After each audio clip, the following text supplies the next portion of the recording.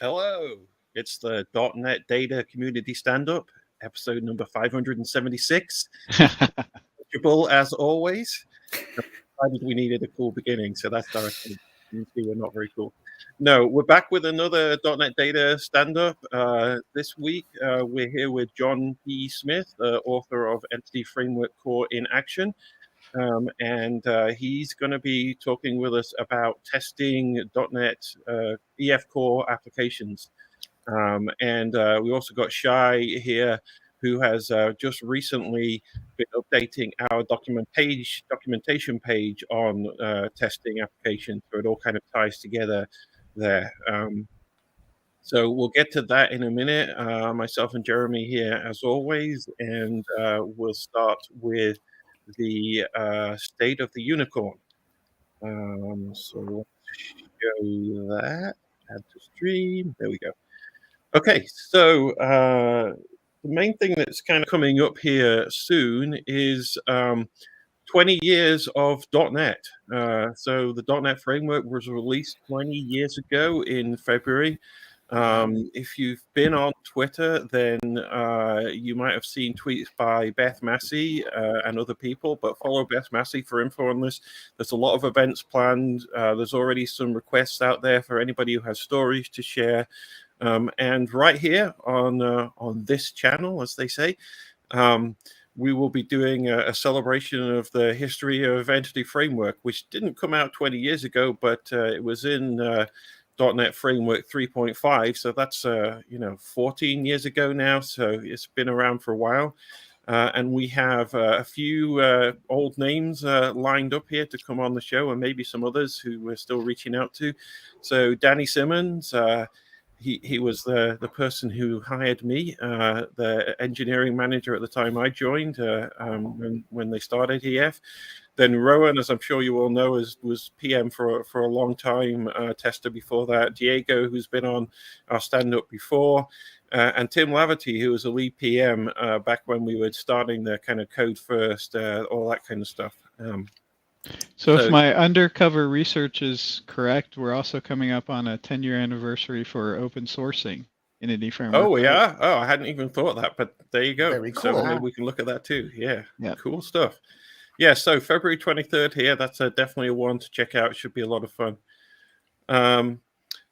most of what we're doing now on the team is working on EF7. People are starting on the features. I know Andre is already working on TPC mapping, which also includes entity splitting. So that's coming along. And Maurice is about to start on JSON, mapping JSON columns. So we're getting that work done. There's also, Shai's been doing some work in system data. There's a proposal out there for a kind of better abstraction that'll help with pooling and things like that. So that's interesting.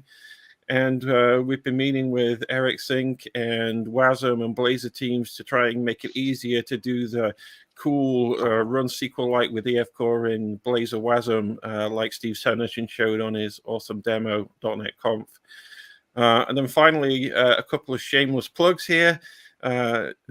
Jeremy and I made the Unicorns Kick-In wrap, which is the entity framework wrap. You can see that on YouTube. Jeremy made a video for that, and then I created it's not a rap, which some people have expressed disappointment that it isn't a rap, but there's a little music video and a song for 20 goes to 10, a homage to 8-bit programming and the dangers of using the go-to statement too profusely in your programming. Yes. So so that's where we are with the state of Unicorn, and I think now we'll head over and just talk about testing. Yeah. So, do you want John, me to you start? want to start? Yeah, I think so. I think so. Okay. Don't worry. This will be a very interruption-rich stand-up for sure. It's not like people don't have strong views about testing or anything. Exactly. So I've got a I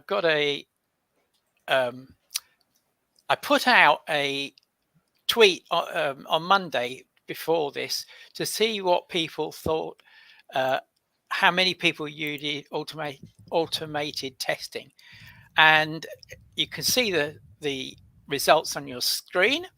So there's quite a few people that do, but there's also quite a lot of people that don't. Which is interesting. And so I'm going to start with the very, very basic stuff. And here is a test. And just so that everybody, we're all on the same point. So I'm using JUnit, which is a tests framework. And when I include the NuGet for that, I get a attribute called fact. And if I put that on a method like this, it will know that that is a test that it wants to run. And then inside Visual Studio or Visual Studio Code, there's a thing called a test runner, which will find these, and you can either run one of them or all of them or some of them to go through. And normally you have 3 steps in the test. So you have a setup side where you put things in and that you're going to have to need for your test.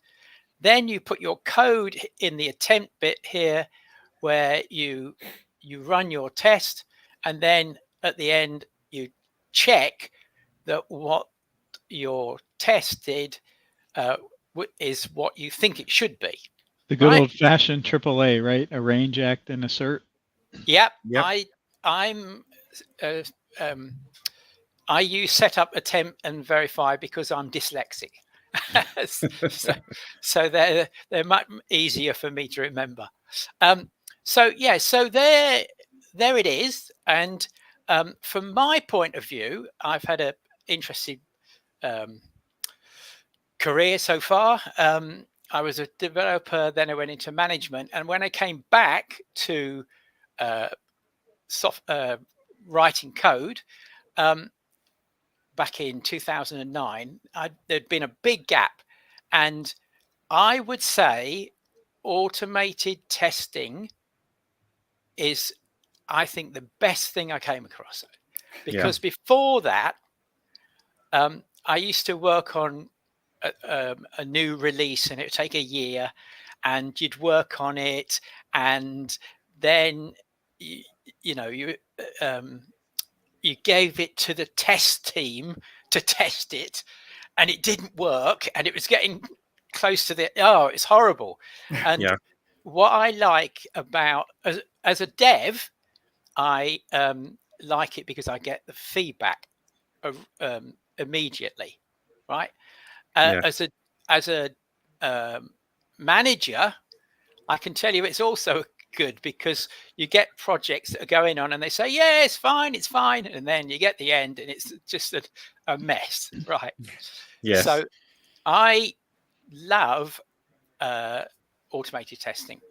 I got my first like real actually being paid to be a programmer job at the end of 1999. I was working in Java, and we didn't have any automated tests, and there was about maybe 7 or 8 developers on the project, and every time we had source control, CVS. And when you checked it out of CVS, which, by the way, was a lot better than a lot of the source controls I was forced to use in the future, but let's not get into that at the moment, because we've all got Git now. So anyway, when you checked it out and you tried to run things, nothing ever worked, because people would try, they'd have a little application they'd run to see that the stuff that they'd written worked, but they'd broken other things. There was no test suite. And I remember reading Extreme Programming Explained by Kent Beck, where he talked a lot about JUnit, whereas JUnit was the first of these testing frameworks that became really popular, which it itself, I think, evolved out of the Smalltalk testing that Kent Beck and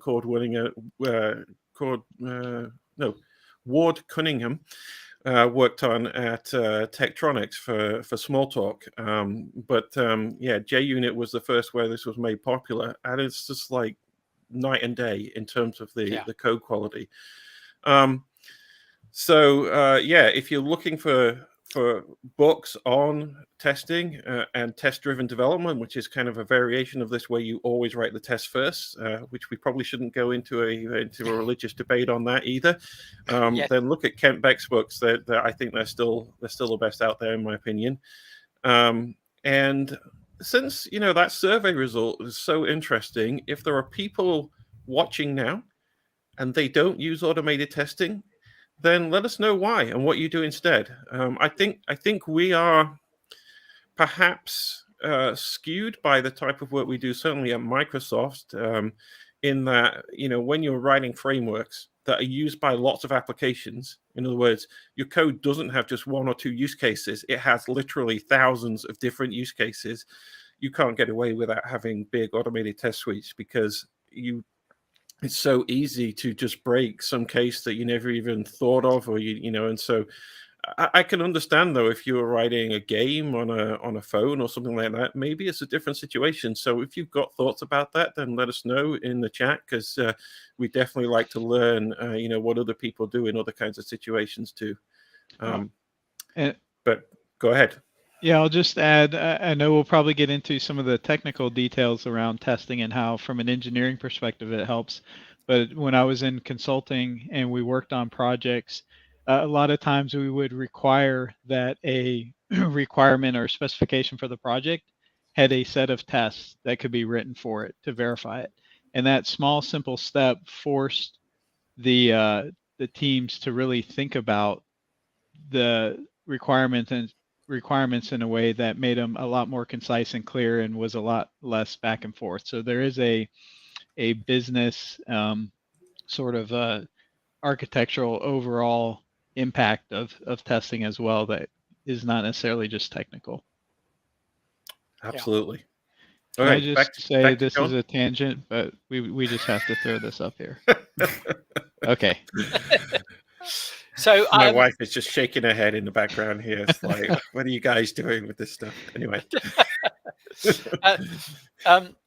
If on the screen, I found a great quote from Stack Overflow, and he said, "Okay, what's easier to fix, the code that you just wrote today, or the code that someone didn't wrote about a year late last year. And it's like, that's the point with there's a cost of writing tests. I agree with that, and we'll talk about that. But the feedback is so good, and it will really help you moving on. And they also help you later when someone changes something and your code breaks, and the test tells you that. Yeah. So that's really important.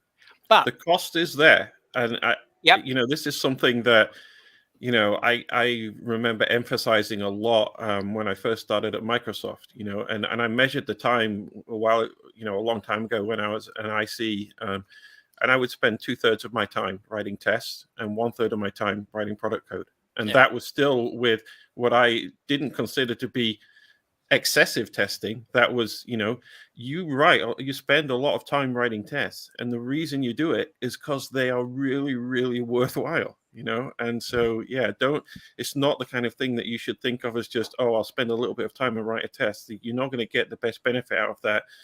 You really need to dedicate time to doing it. So I don't have that. I don't write as much unit tests as you do, clearly, because you're building, as you say, this framework, which is so used by so many people in so many different ways. When I'm working with clients, though, I would say for a third of the time, no, possibly, no, it's less than a third of the time writing the unit tests, the tests. And let me go to my next thing. So that's what I was going to say. I love automated tests, but they have to be quick to create. And I'll talk about why it's good to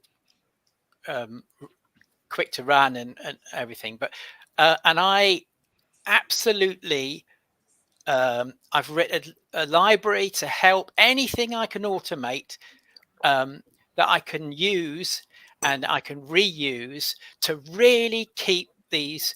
I'd like to get a test, within, I don't know, 20 lines, 30 lines max. It's got to be tight. And I've got a lot of ways to do that. So that's my game. That's my aim. And I'll show you some of that of how I do. Quick to run is good because you get the feedback really quickly and easy to understand. Keep it small, keep it obvious, not too linked to silly things, so that because it's a bit of documentation. That last one is actually really, really important, and that's something that I learned again after starting at Microsoft. Really, we traditionally at Microsoft we had engineers who were dedicated to writing tests, and there was kind of a feeling there, and it wasn't due to them. They were trying to follow the best practices that you have in software engineering. Don't repeat yourself. Factor things out. Have lots of parameterized stuff that you can, so you're not writing code. And what that ended up with was tests that were running in complex frameworks where when the test failed, you couldn't figure out what the test was actually doing because it was hidden down in so many layers of abstraction and everything. Yeah. And the general kind of learning that I got out of that is there are different best practices for writing tests than there are for writing product code.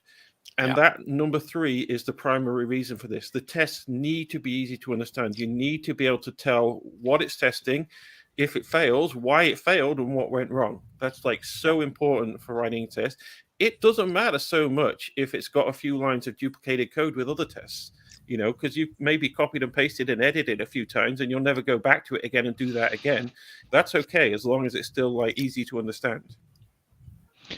I'll just add too that it helps to understand the code base, right? So if I'm learning a new library, the documentation is great, but I go straight to the tests, and those really teach me a lot about how the APIs are intended to be used. Although I will say that when you're looking at tests that are written for a framework, they don't always show the best practices for using that framework, and this is true of EF Core because the tests are written to test every possible scenario, you know, as much as you can. And so you do things that you would never recommend people doing in applications. So do be a little careful when you're looking at tests as a way to do things. Yeah. For instance, writing the books on EF Core, I had about 700 tests.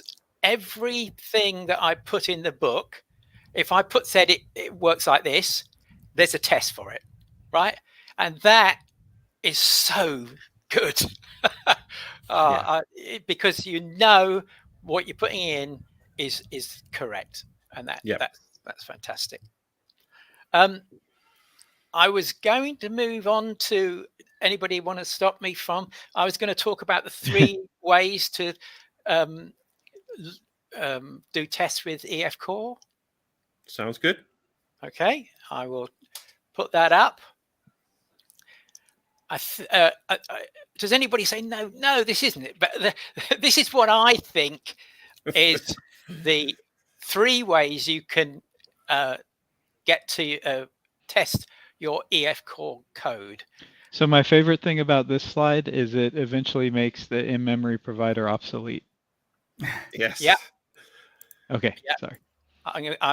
Usage figures currently don't indicate we're close to that, but you can always hope. I'll tell you a story when I get to that one. So very quickly, the gold standard is to use the same database as production, right? It's great. It's fantastic. It's the gold standard. There are some cons. It's a bit slower than this, and you know, there's a few things, but this is a gold standard. When I started writing the first book, when there was EF Core version 1, I tried using as you said, there's an in-memory database, and I thought, oh, I should use that.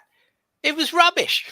It was rubbish. There were loads of things that it didn't do, and I just, you know, I wasn't talking to you guys then. I didn't, you know, I was in awe of you, so I had to work it out for myself. And I found this SQL Lite in memory, and it was fantastic. So it's if you want to use an in-memory database, and I use it quite a lot, then use SQL Lite. I can tell you later where you shouldn't, but I've used it a lot, right? So that's the second one. And the other one, I've called it stubbing a database. There's loads of ways you could talk it about, but this one is about you cut off, you write your code so that there's a interface between your code and the database, and then you can replace that with code that will kind of replace the database. So there's no database in there, and I can show you that later if you want. So those, anybody disagree with those? No, I don't disagree. Oh, good. You want to go, Shai? Sure. I think it's a great way to show, you know, the different. Really, I do. I would say like one category that's very strong in my mind that even like I think of before this division is whether you involve your production database or not. And if you look at these new docs that you know have just went live, and it's in the tweet and in the links, that's kind of like the first distinction, the first decision point that people have to go through. So the first column that you see here in Jon's presentation is basically that. So the question is, are we going to run our tests against the exact same database database system, not the same database, that our production app is going to use, right? So if when we deploy our application live, it talks to SQL Server, then that would mean that our tests also have to run against SQL Server, right? That's the first column. And I think between us here and the 4 people we're here, there's a consensus that this is at least something that people should be doing, at least for a sizable, at least for some part of their tests. Basically, if you're not doing this at all, if you're only doing the other kinds of tests that you see here, then you have no way to know. You have nothing verifying that your application is actually going to run, right? Because you're not putting everything together. You're not running your application code, your product code on the actual database that's going to be running in production, and that is very important, right? Sometimes what I just said, sometimes it's called integration tests. You're putting everything together. So your application code as well as the actual production database. That's why in my head, sometimes I think about this as integration tests, but names don't really matter.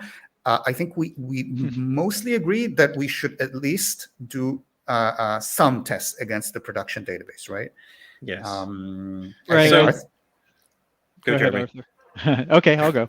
No, I was going to say, so to that point, I think is important that if you write a suite of in-memory tests, because they're fast and you can run them on every check-in and after every code change, and then you have a separate suite of tests that go against the actual database that is sort of your gatekeeper set of tests. That's another compromise between the really fast inner development test loop versus having some longer running tests to validate the actual database before you go to production. Right. So I think one of the fundamental questions that you need to ask when you're writing tests, and it seems trivial, and it seems not trivial, it seems obvious, but it isn't. And that is, what am I testing? Like, what is it that I want to prove is working correctly? So, for example, you're probably not testing the operating system or your hardware, right? You're assuming that the operating system and the hardware are working correctly. So you assume you don't have to test that, when you draw something on the screen, it actually draws on the screen. That's kind of a given that it will. It might not, but that's not what you're testing. Likewise, when we are writing tests on the EF team, we are very often, usually, testing entity framework, right? And the in-memory database is absolutely great for testing bits of entity framework that are completely agnostic to what your database is doing. So the change tracker, for example, doesn't care what the database is. It doesn't interact with it in general.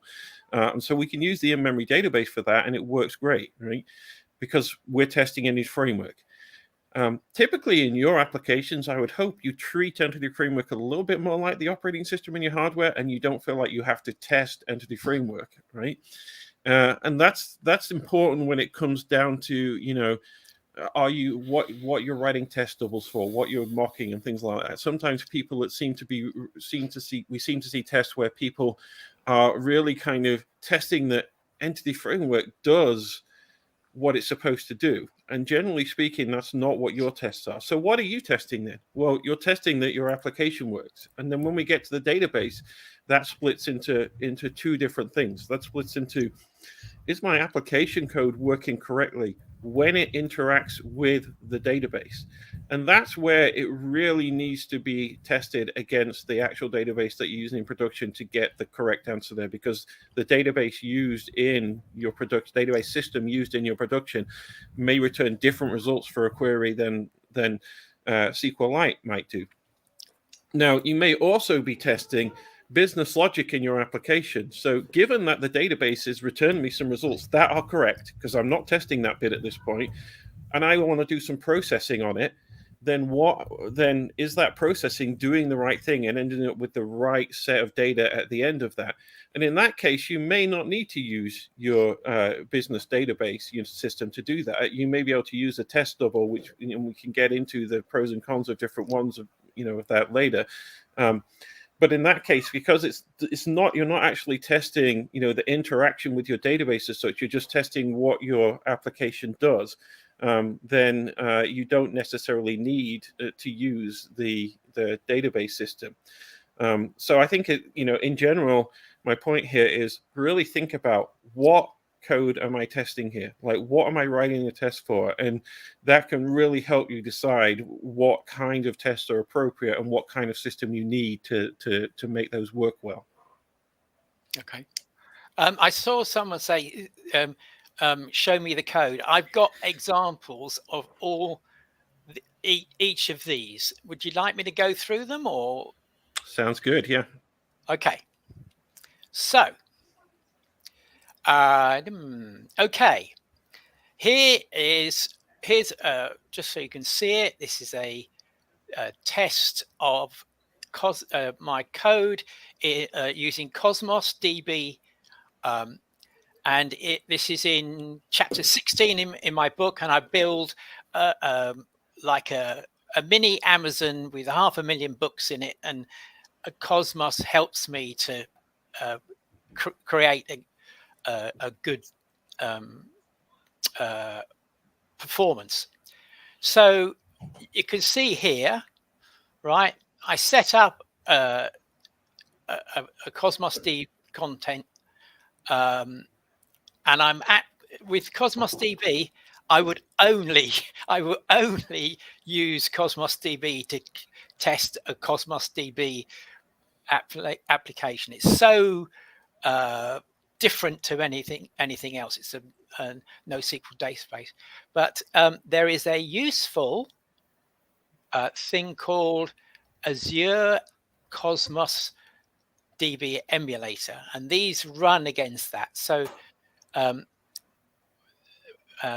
let me just run. Let's just see what's in it first. Is this available? This is available on Windows. Is it available on? It is. Yeah, it is. Linux. There's a pre-release or a preview of the emulator also for Linux and maybe even Mac. Okay, that's good. So this is a really helpful thing. So what I'm going to do, here we are. I get the options for that. This creates it. This is a bit in my library that just gives me a link to the this emulator and sets it up. And then if I run this, you already have a green check. We're looking good. Yeah, no, no, it's already. So this, for everybody looking, this is an example of a test running against the actual database production system. Exactly. Right. This is Cosmos. This is test running against an actual Cosmos, even though it happens to be the emulator. We're assuming here that the emulator provided by Azure, by Microsoft, provides the a perfect environment. If it runs there, it's going to run in the production as well. And we run a lot of tests against the Cosmos emulator, and that is generally true. Occasionally, very, very occasionally, there'll be something, usually because of a bug, that behaves differently, but it's extremely rare. Let me go. So I've run that test, and it said it was okay. Let me go back. Yes, so there we are. There it is. There's the thing that I put in, but it's not about looking at it. It's a fact that I wrote it and then I read it back and I checked that the tags had come out properly, because that is a little bit different in a Cosmos DB application. So that's running against production database. Let me give you another example. This is a library which I've got, which adds softly services to any EF core database. So it's agnostic to SQL and all that sort of stuff. So in the previous example, you were testing that when you actually save changes into the Cosmos database, that was happening correctly, and they were being saved into the database, and you could get them back out. Yeah. So that required you to actually use the Cosmos, because, like you say, if you've done that against SQL Lite, which is a relational database, it might have worked, but then when you tried to do it on Cosmos, it didn't work, because Cosmos is not a relational database. But here I've got, you can't see this very well. I'm really sorry that I tried using the magnifier, and there's 174 tests there, but I'm using a the SQL Lite database. So I'll run it. Watch this. 1, 2. You know, it's run 174 tests in 2 or 3 seconds. It says at the top that it was 30 seconds. That's because each one took that amount of time, but they were all run in parallel, right? And this is the JUnit is wonderful, and I love it because it runs things in parallel. Absolutely. And I can tell you that I work with a client, quite a complex warehouse and stocking application, but it was all completely normal EF core. There was no SQL in it at all, and we use SQL Lite in-memory database for testing. So it's up to you, and I've got a list of what it doesn't work or does work. Let me just get rid of that, and I'll show you the last one. So there we are. So here I have got some complex business logic in here, and it's so and this is what I do. I learned this myself. I was working on a e-commerce system, and the pricing engine was absolutely incredibly complicated. So what I did is I applied domain-driven design. I took out all the database code from there, and I created. If we go to this, it uses another service to do all the access to the database, and because of that, I can what's called stub it out. So I can make this thing that this test version, which uses this. It follows the iPlace order DB access interface, but I've got dummy books going in there and everything. So when I run it, there's no database anywhere, right? It's just it's using this to kind of I can put whatever I like in that, and I can do a really good job of testing. The only downside, it takes a lot longer to write one of these and all the options that go with it. So that's why I only use it when I really have some very complex code. So that's the 3, just giving you a feeling of the 3 Excellent. Excellent. Yeah. So I think let's go back and talk about some of the pros and cons of these. And I would like to start with the real database. And one of the things that I think is often misunderstood about using your real database system. I should point out, when we say real database system, we don't necessarily mean that, for example, you have to run the tests against Azure SQL. You can run them against local DB or SQL Server developer, because basically they perform exactly the same. Now, there may be some slight tiny differences, but they're usually not relevant in our experience. And that's the same as what we were just talking about with the Cosmos emulator. And so one of the things that people assume is that that's always going to be too slow. And it's not. And I want to, if I can share my screen quickly here.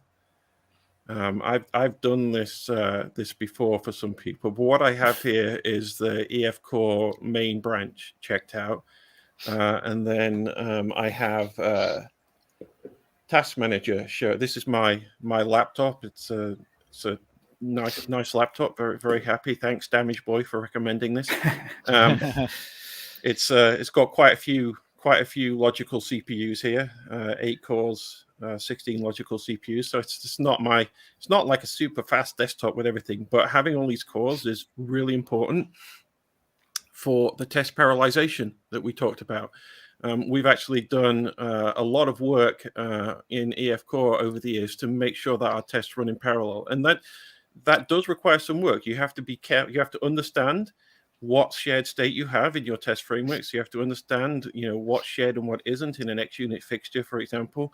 You have to understand that when you're accessing a database, that if you've got multiple tests accessing that same database, that may be okay, but not if they're both trying to mutate the same thing outside of a transaction at the same time, for example.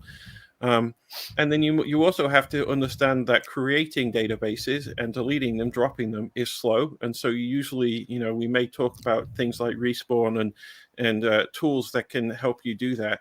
But once you go and dig down into that, you can run tests very fast in parallel.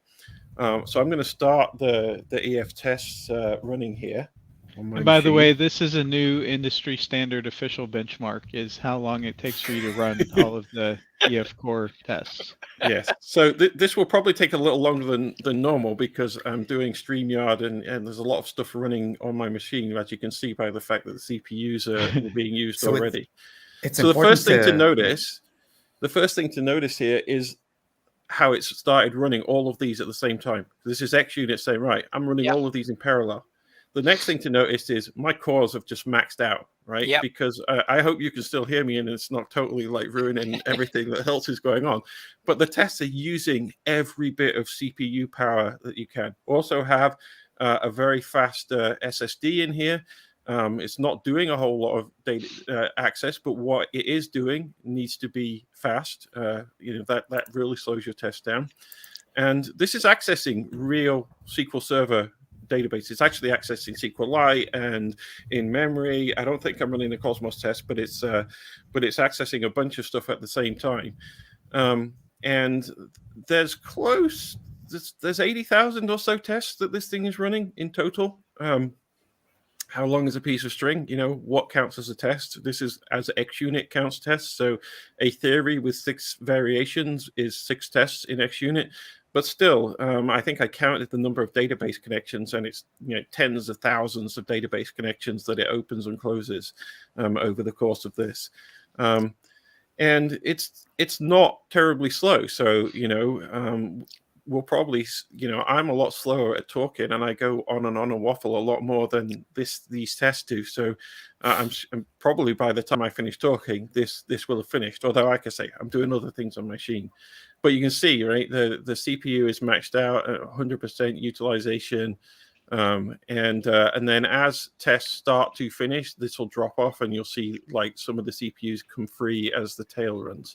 So, Shai, I know you have thoughts about this as well. So, Sure. So, I mean, like stepping back a little bit, I think what Arthur is saying, our general message here is that we talk to a lot of our users, obviously via GitHub and so on. And we see a lot of users turning to Inmemory, SQL Lite, various options which don't involve their production database, these 2 other columns that Jon was showing. And we asked them, what's your reason for doing this? We've had this conversation for a lot of times. And we see that people are convinced that the tests are either going to be very slow, and that's what Arthur is trying to show you now, that actually isn't the case. So there's this sort of myth, this idea that if I test against my production database, things are going to be very, very slow. And I'm not going to be able, for example, to run the entire test suite all the time or on CI. I'm maybe going to be able to run that test suite in, once a day in my CI to verify, but it's not feasible to run them all the time. So we don't think that's true. That's a message we're trying to get across in this show. We've seen in modern databases and in modern tests with parallelization and all that. In general, we think you can achieve very high performance while testing against your production database. In fact, by the way, for people using the in-memory provider, in-memory provider, since we've never written it, with actual testing in mind for EF Core applications, it was never meant to be that. It's actually a very unoptimized provider. And in many cases, using in-memory is actually going to be slower than using, for example, SQL Server or Postgres. So there's something very ironic there. People go to in-memory because they think, I want my tests to run quickly, but in fact, they are going to be running slower than had those people actually executed against the real database system. So that's one point. But speed isn't everything. Another reason why people don't want to do testing against their production database is just setup. So people think, oh, but I have my CI pipeline, for example. If I have to start spinning up SQL Server in there or whatever, that's going to be difficult and fragile, and it's going to break. Again, our message here is that this is not something that should be, a big factor in shying away from testing against your database. You have SQL Server, Postgres, all these things in Docker containers nowadays. In your local machine, if you're concerned about your local development machine, you've got local DB for SQL Server. Setup is generally not a big issue and should not be a factor for not doing these kinds of testing. And the last thing, so I've talked about speed and friction in terms of setup. The last thing, which is very important, and Arthur already alluded to this, is testing isolation. So the nice thing when you're using something like SQL Lite in-memory or in-memory, the in-memory provider, your tests can run in parallel, and each one is kind of isolated in its own box. And that's a super important thing. It means the tests cannot interfere with one another because they run in memory, right? Whereas if you're running tests against a real database like SQL Server, or for that matter, the Cosmos emulator, if you're not careful, those tests are going to be stepping on each other's toes. So one test is going to add data to some table, and another one is going to be adding table to some data, and they're going to assert, and things are going to, it's going to be one big mess with random failures. So there's a whole, when you're building tests that run against a real database, a production database, you have to architect your tests in a way so that your tests are isolated. And a lot of the documentation that's gone online for EF Core deals with how to achieve that. And that's a very, very important thing. But the main point, I know I'm talking a lot and I'm not even showing any code, but the main point here, so I've talked about 3 reasons. One very main point, and I already mentioned this before, is that you're expected to be running at least some tests against your real database in any case. If you're not testing against your real database at all, then once again, you have no way of being sure your application works at all. If you're going to be running some tests against your real database, then you have to go through that effort of doing test isolation in any case, right? You have to already deal with this problem. And then that kind of begs the question, so why are you doing other kinds of testing, right? Why not just test against your database? So I'm trying to encourage people. I'm being very programmatic here. This is a little bit, I'm doing a bad thing here. Everybody should do what they think and what's right for them. And there are definitely a lot of scenarios where not testing against your production database is a good thing. There are definitely cases like this, but I'd like to make people please consider testing against their production database before they jump directly to, to a test double, to SQLite in-memory, or to a repository pattern. First, sit down for 5 minutes and think, why am I not going to test against SQL Server? This is what I want to get across. And now I'm going to shut up. Absolutely. So I think there's again a learning here over the years from those initial, okay, let's do JUnit, which is called unit because it's for unit testing, and then understand what are the best practices to do for unit testing. So a while back, 10 years ago or so ago, we had mock as a testable mocking framework in our EF Core tests, and it's great. It's great at what it does. But then, as Shai said, we realized, well, if we mock all this stuff out, we're not testing against a real database, and we need to do that anyway. We need to make sure that these things actually work against SQL Server and Postgres and all of those kind of things. And so then you start thinking, do I do the traditional unit testing and the integration type testing with a real database? What value am I getting by adding the unit testing? And sometimes the answer is you're getting a lot of value because you're testing different things. So again, this goes down to what you're testing. But in a lot of cases, we found, well, these tests that are not using mock, they're not using test doubles, are doing a better job, and they're covering all the stuff that we want to test in the other case anyway. so we're going to focus on more of our time on that, and I think that has been very productive to us. Like I said, we spend a lot of time writing tests, so if we can cut down the number of tests and still get the same kind of coverage and the same value out of it, then that's really beneficial. So as Shai says, if you're going to do that kind of testing anyway, which we believe you really need to do, it may then mean looking at some of the other testing you're doing. Is that really adding value or not? And it may be in some cases, but it may very well not be in other cases. So if we go back to sharing my screen, producer. No, that's not mine. That's mine. Let me. Okay, I got it. I'll add mine. Okay, here we go. So 8 minutes it took. That shows how much doing streaming and all that takes. It normally takes about 4.5 minutes on my laptop to run all these things. But even so, you can see that was what 80,000 tests running against real SQL Server. Developer Edition is running on my machine right now, doing proper round trips to the database, doing proper saving, doing proper queries. Generally with not huge amounts of data, but also with not trivial amounts of data either. You can make your tests, especially if you parallelize them and isolate them and do everything Shai said. You can make them run pretty fast. You need a reasonable laptop, but this is a laptop. This isn't like a big huge server or dev machine under my desk. This is just a normal laptop that you go buy in the store. Can I come in from a contractor, working yes, for things? Absolutely. I've got some timings here because, yes, it's great you can run all those tests, but I want them quick.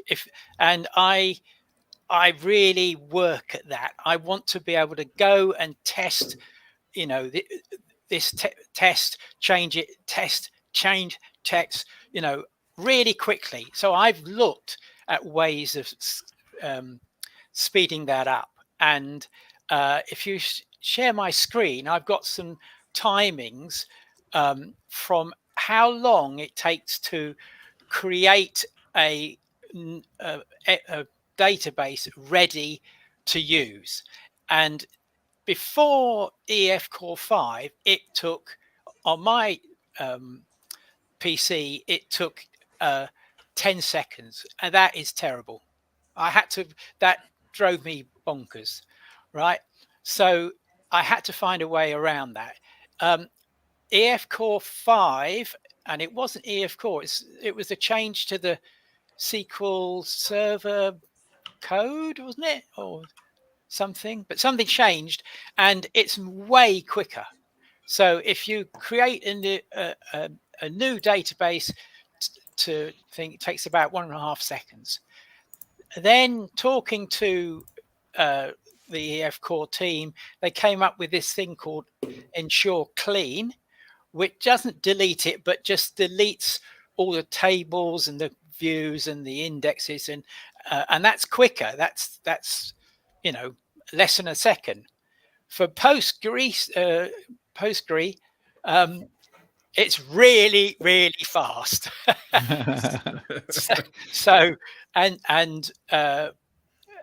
Shay helped me to build.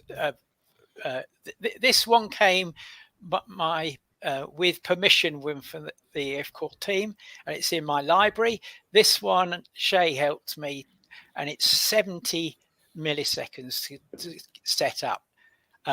And SQL Lite, of course, is super quick, right? So 10 seconds to wait for one test to run is unacceptable. Absolutely. It's just not going to help me. And I had ways around that before that. But 1.5 is a bit long. So that's why I like Ensure Clean. And that's why take all that effort to get that, because it's me that's going to use it. So people may be thinking, so why is not Ensure Clean just shipped as part of the EF product? It's in our test framework. You can go look at the code. It's licensed as always, and MIT licensing, so it's you can use it fairly easily. But it's not 100% reliable. It's written to cover the cases that we have. So it needs to understand the database schema to work correctly. And if you've got things in the database schema that it doesn't understand, then it won't work right. So if you've got custom stored procedures, triggers, certain things, then it's not going to work right. And so we haven't wanted to put it as next to ensure deleted and ensure created, because people start relying on it, it's going to break, you know. Yeah. If you understand the limitations, and you know, and you get Jon's one, or go look in our source code or whatever, and use it, then great, use it. It can be very valuable. But yeah, that's just why it's not there next to ensure created and ensure deleted. Yeah, there's a lot of difference between you putting it out. It has to work everywhere. In my library, it's open source. I built it, I use it, but if it doesn't work, sorry guys. You know, I can't do everything. I would say the ensure clean for PostSQL is really good, and it's very worth using. But these are the numbers that matter to us, right? How quick can you run one test? That's So let me on that same thing, let me share again here. So I was showing you before, you know, running these tests in the command line. But when I'm developing, I don't go to the command line the whole time and you know, and run them. I run them in my IDE. So I'm using Rider here, and this is the code I'm actually working on right now, and it's working on the change tracker. And what you can see in here, like Jon showed in the test runner, you have certain tests that you are currently working on, and so I can just say run those ones, and then it's going to run, you know, basically just those tests, and generally it does that fast, right? So it's just like, you know, it's got through and it's run 120 tests, you know, and I can easily go and find them, and you know, and see what the test is doing, and you know, and so that's like the general experience of using tests. You don't want to be always running like the whole thing from the command line. So yeah, I just wanted to point that out as well. So I think we discussed a lot about why people should consider maybe testing against the real database, but we haven't said what is wrong with testing against, you know, something like SQL Lite, right? Yes. And maybe we should have spend a few minutes for that. Absolutely. I don't know if it's possible to pull up Jon's previous slide, because that's going to be helpful for me. Which one? The one with the three techniques. Yeah, I've also got a that which tells you what the limitations are. That's good. Okay, let's go. Go ahead. Yep. Perfect. So yeah, do you want to talk against that? I can, if you'd like. Yeah. So okay. So basically, the nice thing when you're testing against SQL Server and your app works against SQL Server, you know, you're guaranteed to get the same results, right? And everything's going to work just in your test, just as it's going to work on in production. But if you've decided to use what I'm going to call a test double, so you're not using your real database, you're using something else, for example, SQL Lite. Again, your production database is SQL Server, and you're going to test against SQLite because it's faster or easier or whatever, then what you have is two different databases, one in production and one in testing. And databases are not created equal. So SQLite is a very different product compared to SQL Server. So there's various things that you have to now think about that are not necessarily going to work. So some things are not going to work at all. So there's various things which you simply cannot do at all.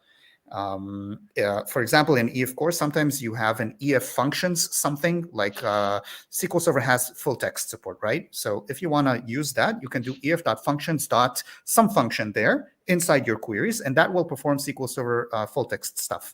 Now, SQLite doesn't have the same kind of full text support, right? So there's no way that this thing is going to actually work.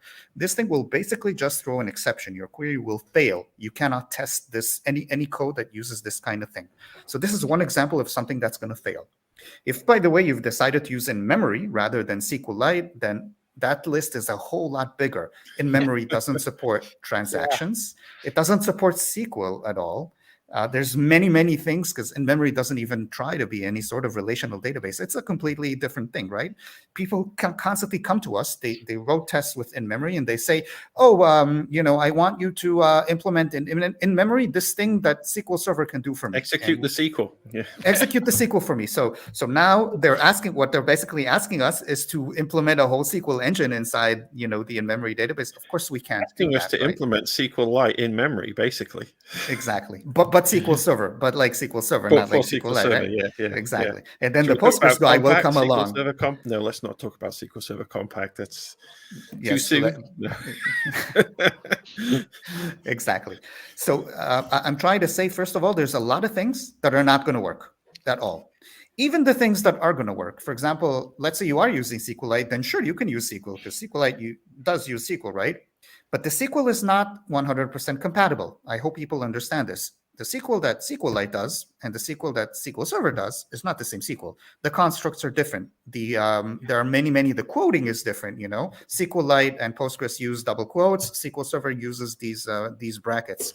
There's many differences. And this isn't just about SQLite and SQL Server. It's different between Exactly. Postgres and MySQL and Oracle and DB2, and every database is different. Every single There's a database. SQL standard, but like nothing implements standard. Shai's going to say Postgres does, but I mean, Postgres doesn't matter. overachieves on everything, but it's still different, It doesn't matter, because you'd be swapping Postgres for something else like SQLite. Exactly. So again, you have this. Even if Postgres were perfect, which it isn't, then so there's stuff that's again not going to work in exactly the same way. What's even more insidious is you have various discrepancies in behavior. So SQL Server has that's like my favorite example always, case insensitive string matching. So you compare two strings on SQL Server, it's going to be insensitive. So if you have foo and foo with different case, SQL Server is going to say yes.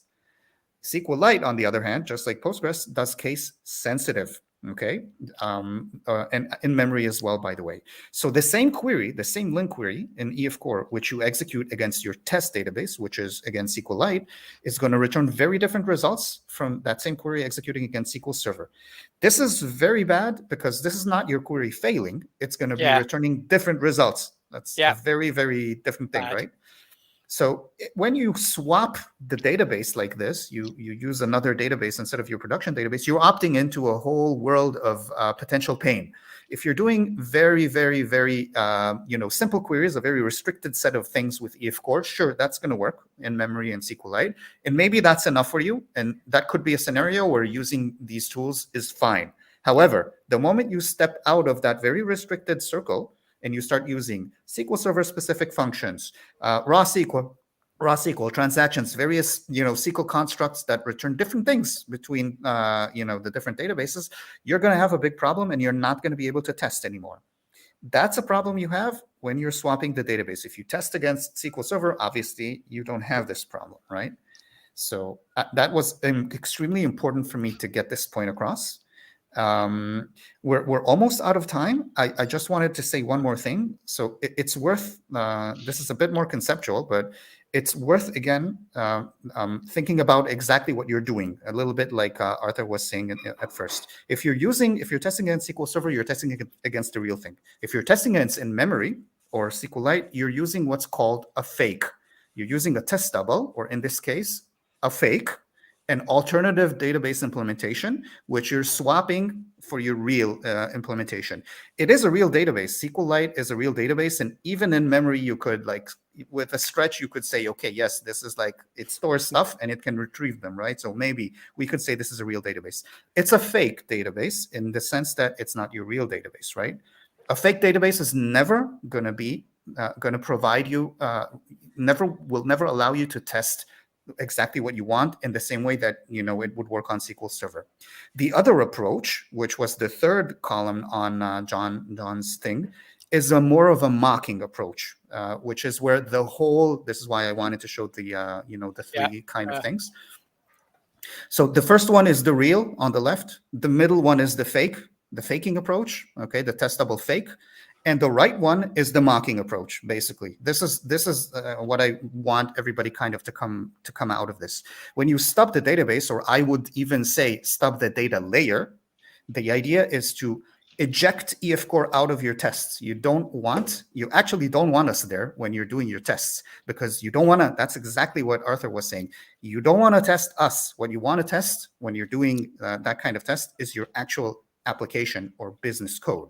So what you want to do in that situation is you don't want to involve EF Core at all. You build an abstraction over your data layer, which is EF Core, and that thing you can mock out, and you can define exactly what those methods return to your application, right?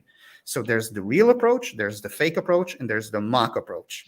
And what I would say, again, in general, I think that's what we've been saying here. Consider testing against your real database as a general rule. That's usually a successful way to do it, although it takes more upfront effort. If you do want to swap your database for something else, you wanted to use a test double, we definitely would recommend, if you want to do that, that you look at implementing a repository or stubbing your data layer using a mocking approach, or a stub or a mock. It doesn't really matter. These two terms are a bit interchangeable. The last approach, which is the faking approach, the SQL Lite Inmemory or the in-memory provider, we would recommend really leaving for last, because this is the approach that is the least reliable and the least comprehensive. It's not going to allow you to test a lot of code that uses EF Core. And that would be like my summary for this thing. But I would like to talk a little bit about the repository, but I want to give Jon a chance to respond to that, because I think he has the opinion that the speed is very important, and that's where the SQL Lite fake becomes especially valuable. Yeah, so look, I did a 6 months for a company, big, well, no, not big, a complex application, but they just didn't use any SQL. It was all EF Core. There was nothing. It was really complicated.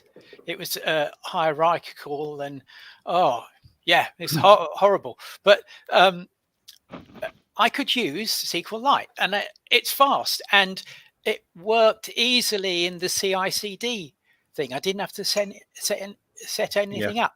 So if I can use it, if I can, but the one thing I've learned against me doing that is, if you start out with a whole load of tests and a year down the line you decide you do need SQL, if you might break a whole load of your unit tests, right? Your tests, and you don't want to do that. So just be aware what you're going to do. So, I mean, as with all of these things, there's no right answer. There's no one spaghetti sauce that everybody likes. Despite how I've been presenting it, exactly. Yeah, you do what works for you, and I think the important thing, and what we're really trying to get across here, and what Shai's been really working on in the docs, is making it clear what the consequences, what the pros and cons are of each of these things, what you should expect to work and what you shouldn't expect to work.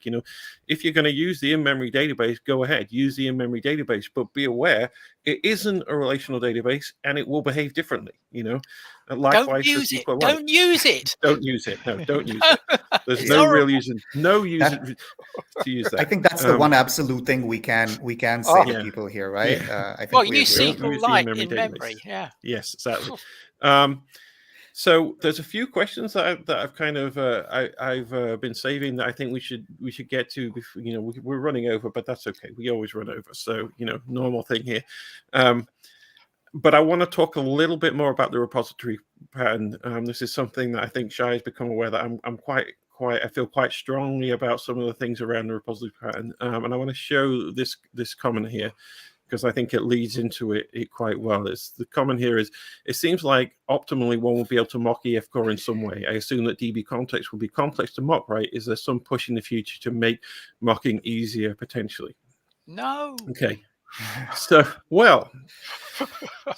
when you say mocking DB context or DB set, which is, I'm going to use the terms interchangeable, even though they're not quite, there's really two aspects to that. You need to separate link and iQueryable from everything else.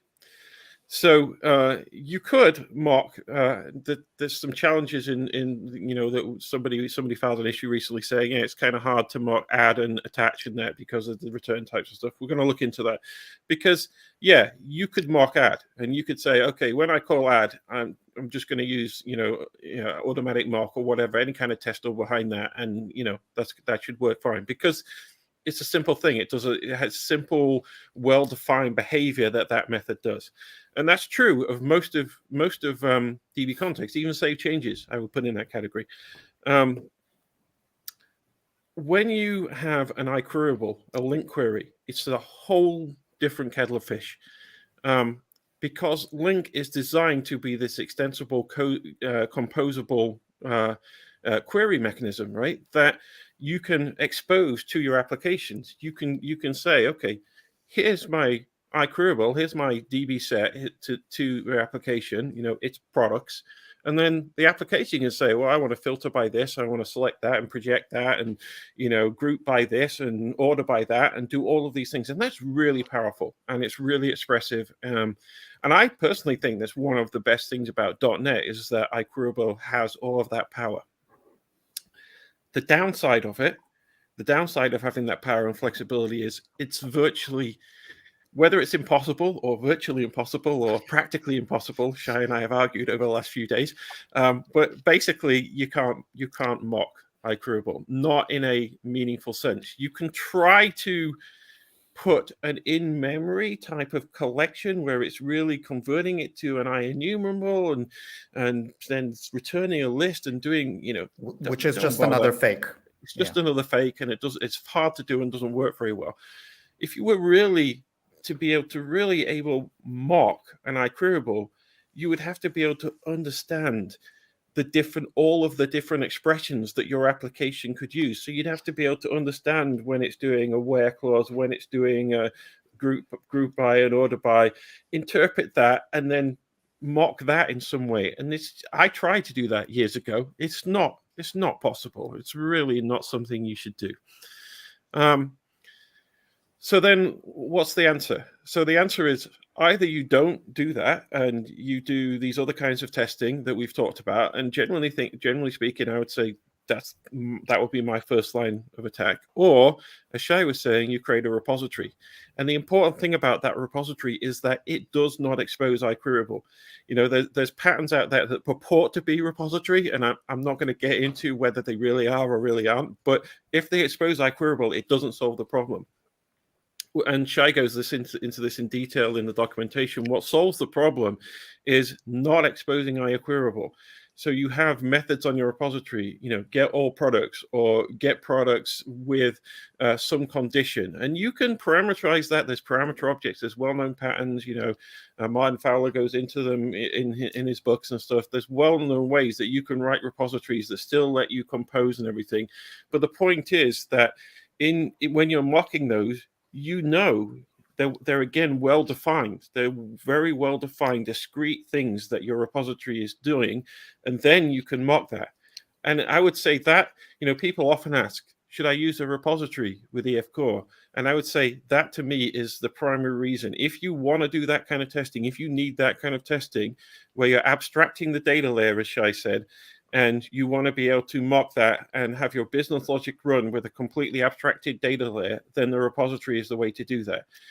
If you don't want to do that, if you actually, and what you will, well, maybe everybody would like to do that, but the downside of that is you lose link, you lose iQueryable in your application, which like I said, I think is a very powerful and useful thing. And so it's a trade-off. It has to be encapsulated one or the other. You can't get them both. There's no good way to get them both. So when Arthur says you lose link, it's important to say the idea is you can't just start doing link wherever you want in your application. You have to move all your link into your repository and wrap it in methods which return IEnumerable. So you're still using link, obviously, but yes, I mean, you're not using SQL instead of link, right? Right. I just you're taking the flexibility and power out of your application and moving it into the data layer. Yeah, exactly. Okay. So I had a just few- wanted to remind ahead. people again that about the docs and point to them, because we mentioned them, but we haven't actually seen them. We're out of time. I would have liked to just show like a page, but it doesn't really matter. People just, if you're interested in this conversation, we went into more detail. I highly recommend go to the EF docs, and there's the section testing now underneath has, some very beefed up pages. There's a table of contents link that's missing. That's about to be corrected probably in the next few days. Take a look. All this discussion, what we've been discussing here, a lot of that kind of stuff is covered there. So I highly recommend it. Okay, so I'm just going to pull up a few comments here that I've kind of starred as we've been going through them. So some of these are quite old, and I know Shai has answered some of these already, but I think it's useful to, we do appreciate your comments. It's kind of hard to keep up with them. So I think it's nice to come back at the end here. Yeah, don't just test for success, test negative cases. We were actually bit by not doing this enough on EF Core. We broke some stuff in query because we didn't test that it was failing correctly, and then we changed the way it failed in a breaking way. It's easy to forget this stuff, but it's always important to do the negative cases as well as the positive ones. So good comment there. I wanted to show this one because I absolutely hate the idea that you only have a single assert. Writing test code, as John has said, and as we've talked about, takes a lot of time.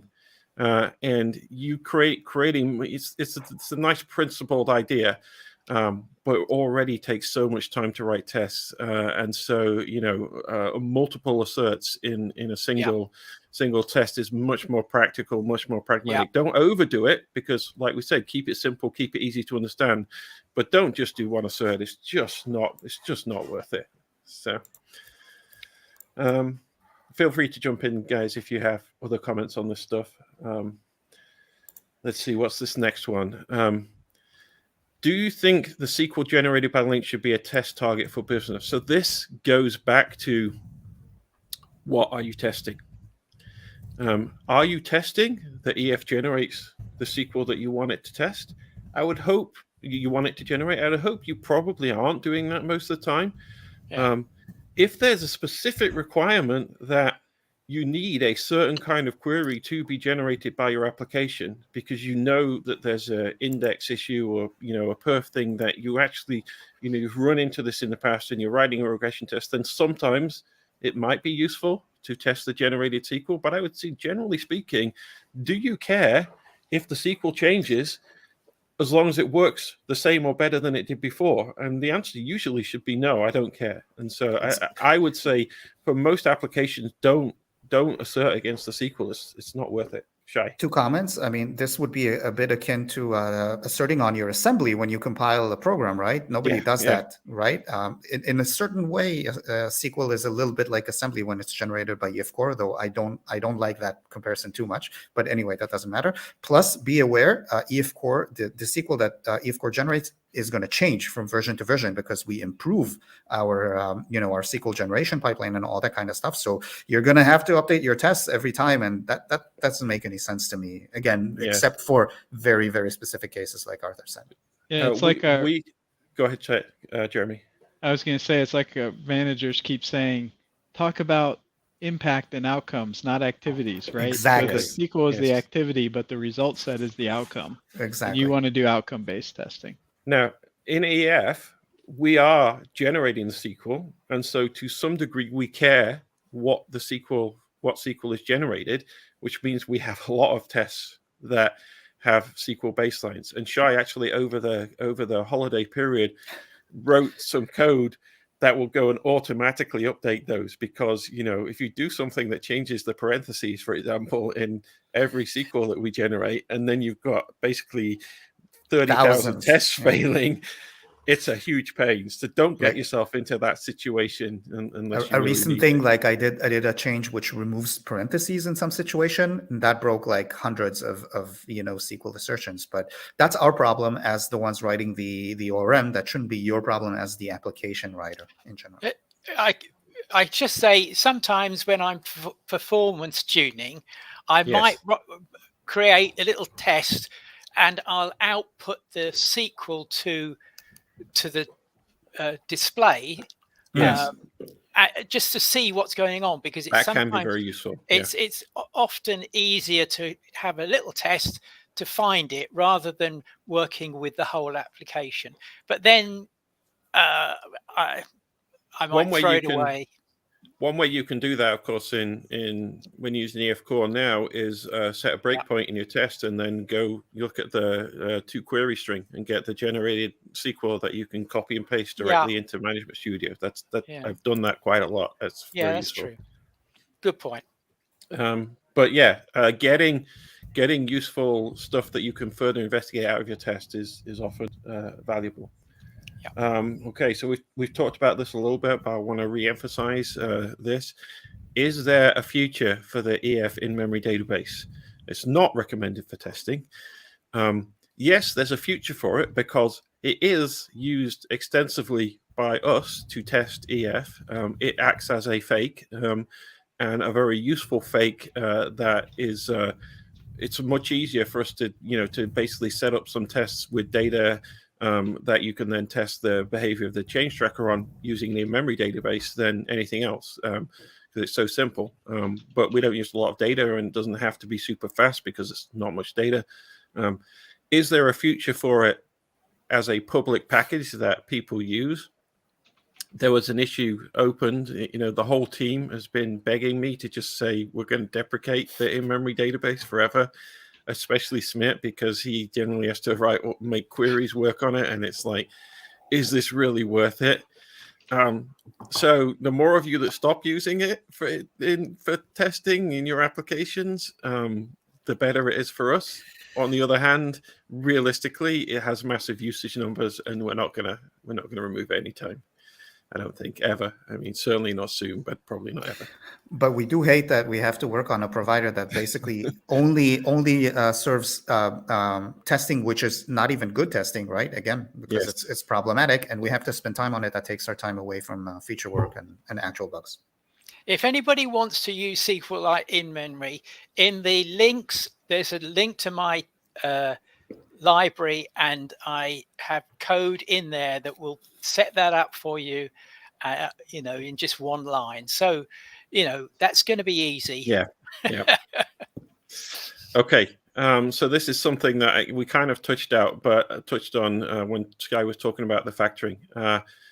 Read-only tests from read-write tests. Yes, very useful to factor those out because read-only tests are super easy to run in parallel. You don't have to worry about any of that stuff. So definitely, that's something we do a lot in the EF Core test. We go into this in real depth in the docs. Check that out. That there's actually, you could even talk about 3 categories of tests when you're running against a database. There's read-only ones, parallelizable, no problem, everything is cool. Read-write tests, where you can use, for example, transactions to not actually commit your changes, and that makes things very easy. And the third category, which is the thorniest one, is tests which use code that already uses transactions, so you can't use transactions to roll back your changes, right? So all this kind of stuff is covered in the new docs, and I recommend people look at it. Absolutely. Okay, so two more comments. So this one, I should state, yes, I'm showed a very privileged situation that I'm in with my laptop. Not that Microsoft buys me that laptop, but they do pay me enough that I can buy one myself. I apologize for making it seem like, oh yeah, you can run stuff really fast. I know people have much more limited resources, so just wanted to say that. And then finally, a question that we get asked a lot on this. Shai, are you in a library or is that your own house? That is my own house. And that library behind me is the library of my house. It goes all the way up to the ceiling. Wow. It touches the ceiling. How do you reach them? There's a little ladder, apparently. There's a ladder over there. Yeah, I mean, this is an old school, an old school house with lots of books. Okay. I think that's it, unless there's anything else popped up in the last few minutes. We're well over time, so officially, yes, exactly. The case from Benchmark. Let us know how fast it runs on your machine. I think 3.5 minutes or something, 3 minutes maybe, is the fastest anyone's ever done it on a fast dev machine, but changes all the time because we're adding new ones. So. Okay. Yeah. So what's up next in 2 weeks, Jeremy? Do you remember? Yeah, it's our big celebration. The 20th, Oh, is that in 2 weeks already? No, that's the is. 23rd. That must be 4 weeks. Oh, surely. that's right. 2 weeks is Oh, we've got John versioning. Skeet. John We've Skeet got is John back Skeet with coming. software Oh, John versioning. Skeet, just talking about general good stuff. Yes, yeah, like Okay. versioning specifically. We're going to be talking Versioning. about All right. So versioning, not software really versioning. EF specific, Not that but EF, yeah. but come and listen to John Skeet because he's always got really good stuff to say. So that should be fun. Yeah, and then in 4 weeks, celebration of the 20 years of .NET. So I'll see you for that one. And I think that's it. So thanks everyone. Stay sargeable. Bye. Bye. Stay sargeable.